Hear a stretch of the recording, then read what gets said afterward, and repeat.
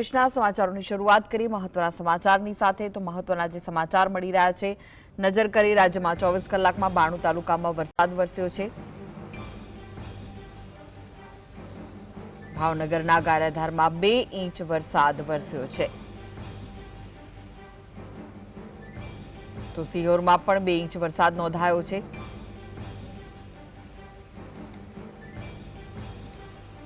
છોટાઉદેપુરના સંખેડામાં 1 inch વરસાદ વરસ્યો છે। રાજ્યમાં આમ તો વરસાદનું જોર ઘટ્યું છે પરંતુ અન્ય 89 તાલુકાઓમાં 1 ઇંચ જેટલો વરસાદ વરસ્યો છે। 24 કલાકમાં 92 તાલુકામાં વરસાદ વરસ્યો છે। ભાવનગરના ગારિયાધારમાં 2 ઇંચ જેટલો વરસાદ વરસ્યો છે।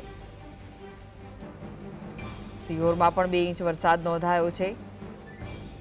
સાથે જ અન્ય કેટલીક જગ્યાએ પણ વરસાદ છોટાઉદેપુરના સંખેડામાં પણ 1 ઇંચ વરસાદ થયો છે અને 89 તાલુકાઓમાં 1 ઇંચ જેટલો વરસાદ વરસ્યો છે। તો વરસાદનું જોર ઘટ્યું છે અને આગામી 3 દિવસ બાદ ફરી એકવાર વરસાદનું જોર વધવાનું છે।